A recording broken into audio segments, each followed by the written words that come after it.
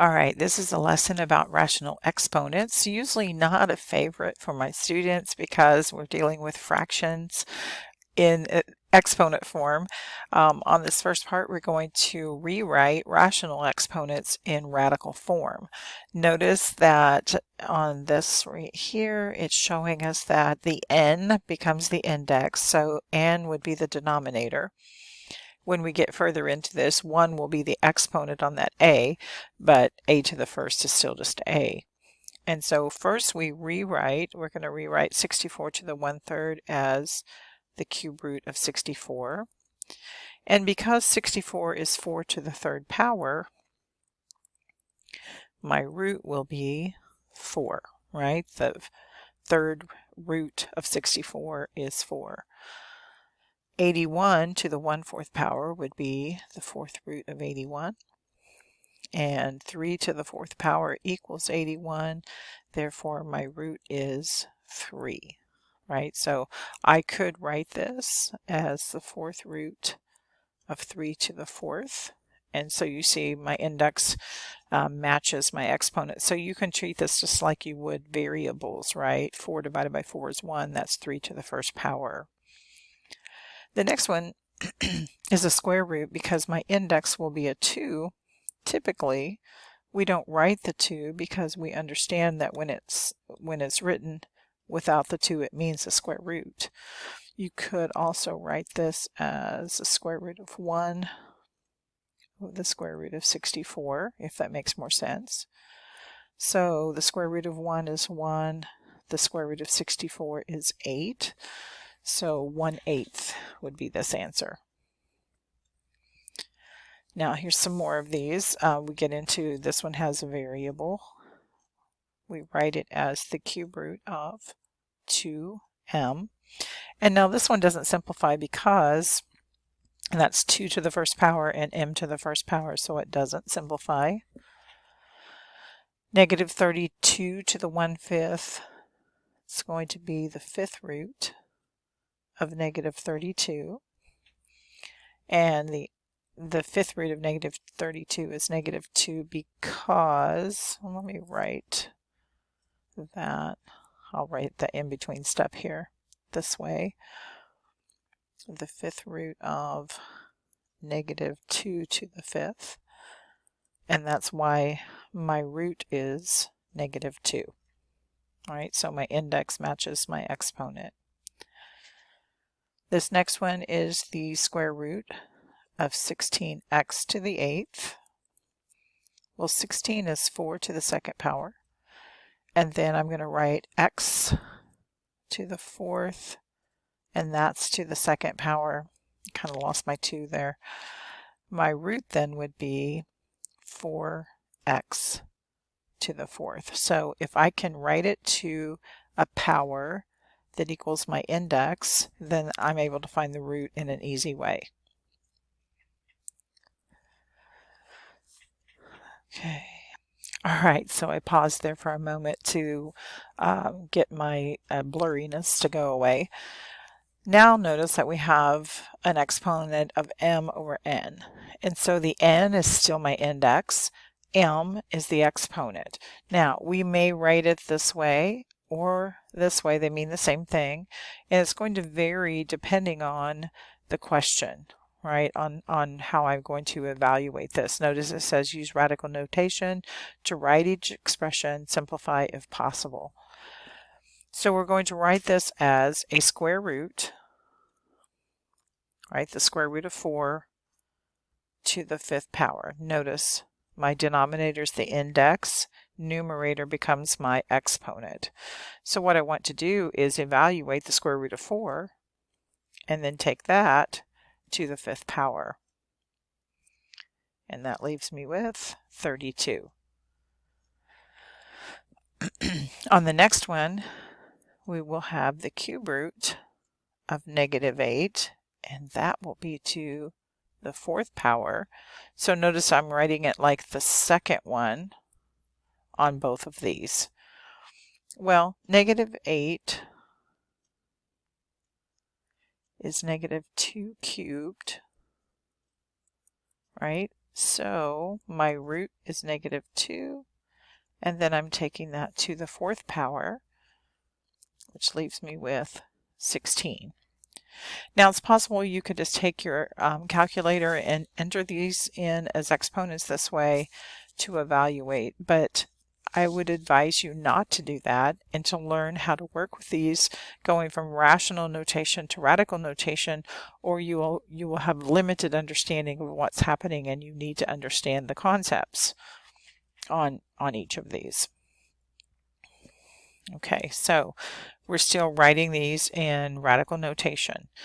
Now notice this next one says 2 times x to the 3/5. Well, 2 is to the 1st power. It's not to the 3/5 power, so therefore 2 was going to remain outside of the radical. So it will be 2 times the 5th root of x cubed. Now notice this time I wrote it like the first notation on the definition, right? I wrote it as with the exponent under the radical. And that's because I'm leaving it this way. There's nothing else I can do with this. When the exponent's lower than the index, then it doesn't simplify. That means x cubed stays in the radical. On the next one, we won't be able to simplify this. We write it as the 4th root of x minus 4. You must have the parentheses or it won't make sense. And the parentheses then tell us that this whole thing is the binomial is to the 3rd power. Okay, next one, we're going to take the square root of 49 over 25, right? So my index is the 2. I can put the 2, if that makes more sense to you.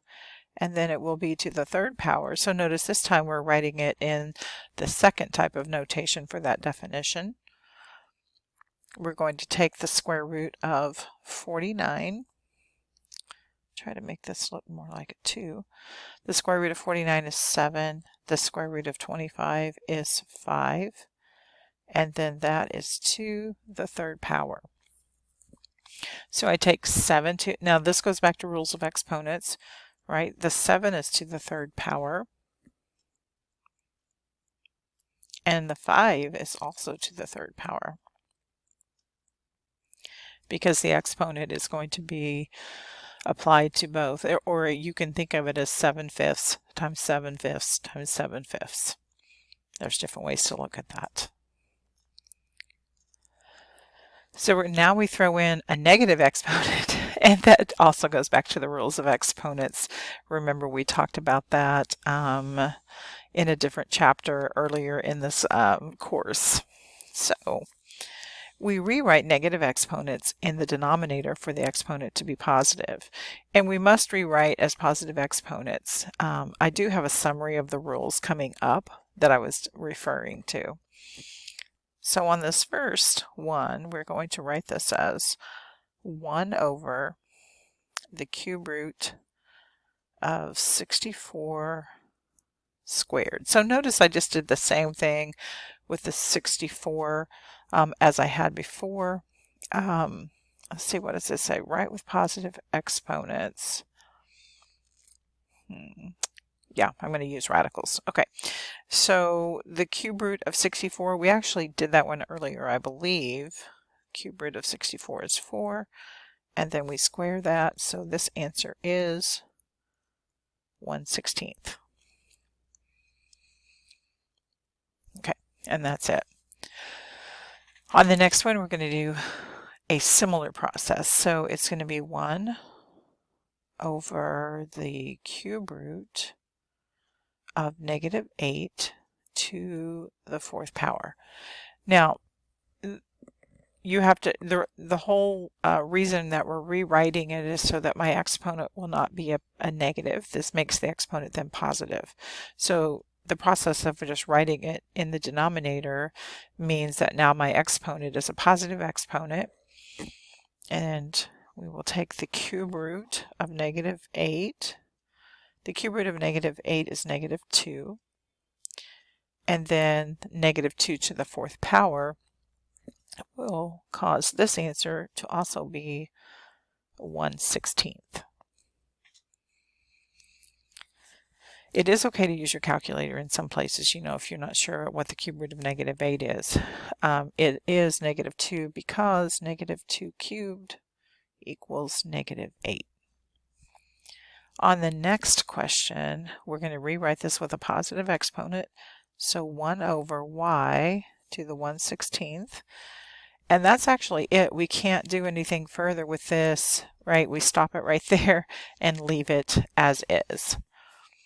Now, one of the other rules of exponents is that if I have a negative exponent in the denominator, I can rewrite it as positive by moving that to the numerator. So this will be 2y to the 5/7. If I could make a 7. All right.